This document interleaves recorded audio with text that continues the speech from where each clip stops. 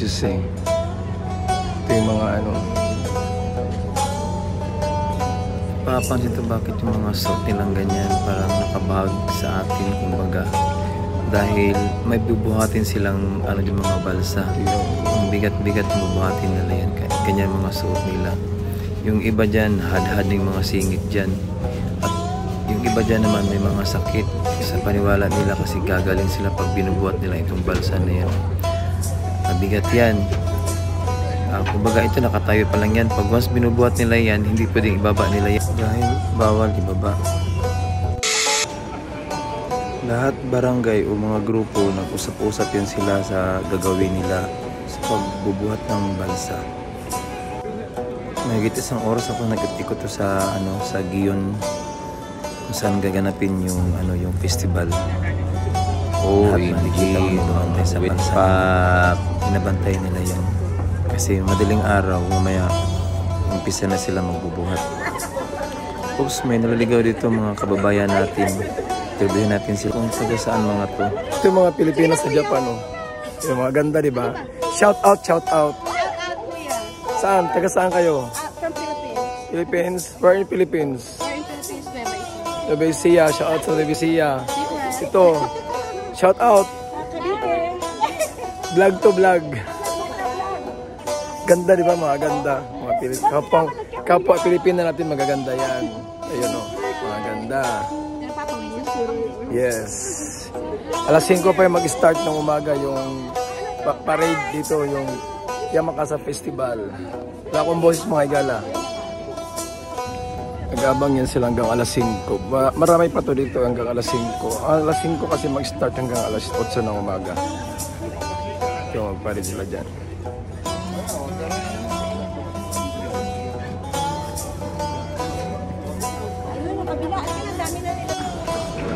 Ayun na sila.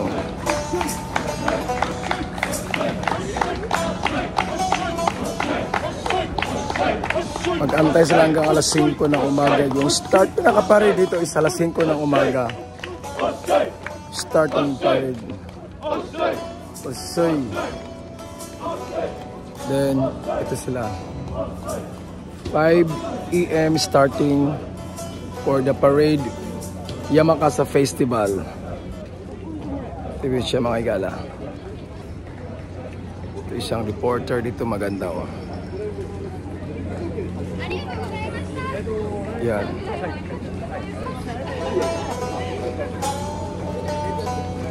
Ito hanggang sa dulo doon. Mahaba ito siya hanggang dulo doon. Siya mahaba ang dulo yan. Dulo doon. Dulo. Doon, pinakadulo.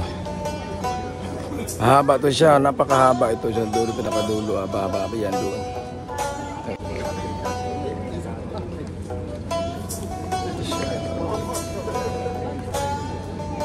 Tapos dito, iba na naman dito mga igala. Iba naman siya dito. Ito yun. Iba naman dito mga igala. Ito, in-interview pala siya ng isang TV host dito.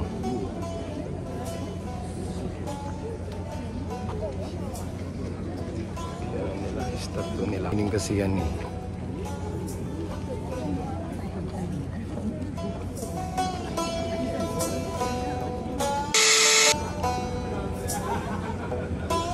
Yan, daming tao dito, di ba? Tapos yung kahili na rito. Ito dyan. Maraming tao dyan. Marami dyan. Ito pa.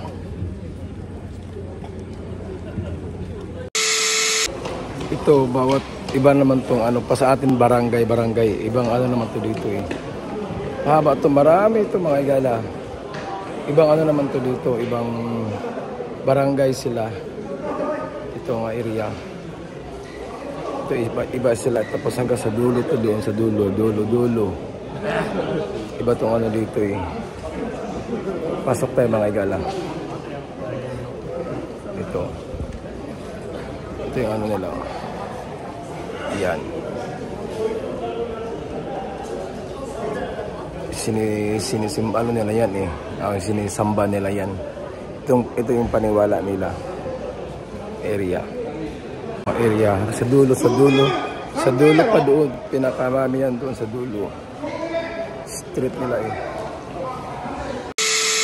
Ay gala, uwi mo na ako dahil ano pa eh. Alas 12:30, so tulog lang ako ng 2 hours. Tapos gigising ako. Balik ako dito na alas 5. Bago before 5 o'clock kasi mag-start na ng 5 o'clock. So, keep on watching mga gala.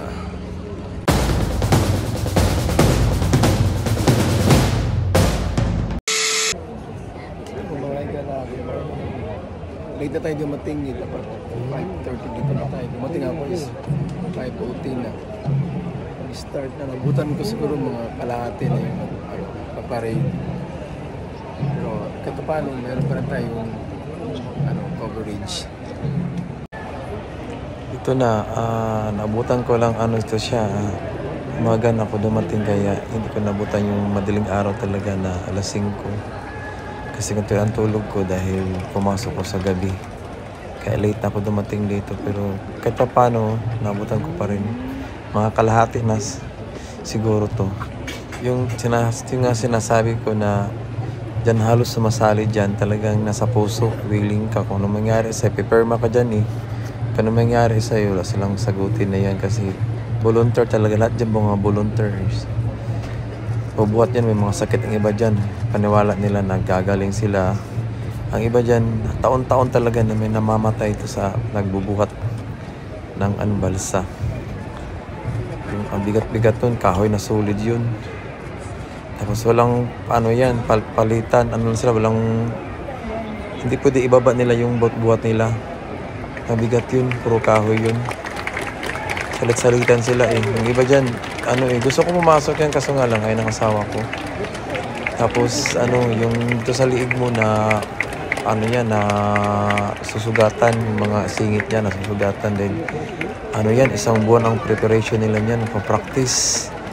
Tanghali, umaga tanghali. Kaya ang mga sutang ganyan kasi sobrang init yan dito eh. Month of June yan.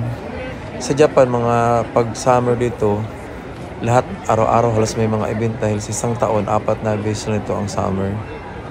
Kaya yun sinasamantala nila. Sa Kyoto naman, August naman ang doon, napakainit doon. Pero mga suot nila hindi tulad ganyan. Kasi sa buong Japan, sa Fukuoka lang itong ganyan suot nila, pang nakabahag.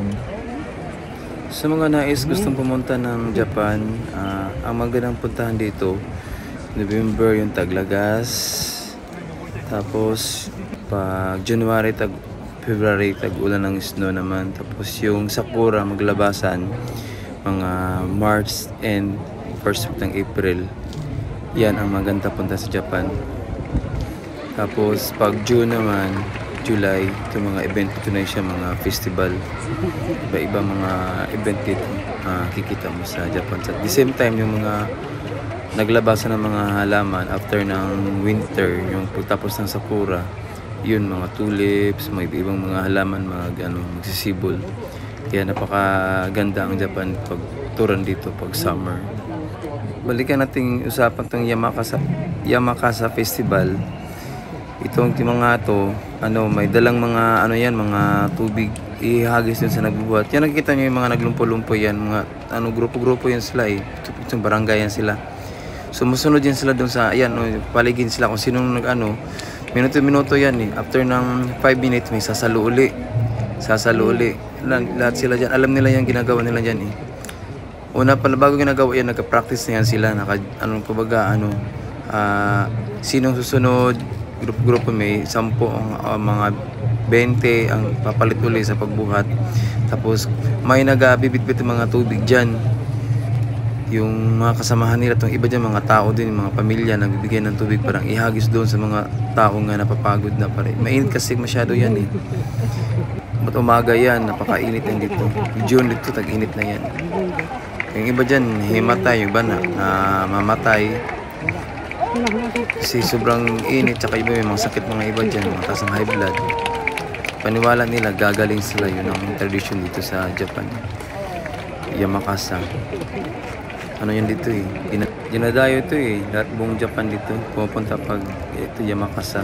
Siyempre mga taga-ibang bansa nagpupunta dito din. Kaya mga hotel dito mahal. Napakamahal ang hotel dito. Lalo sa harapan dyan sa ano to, pinaka-ending dito na ano sa parade.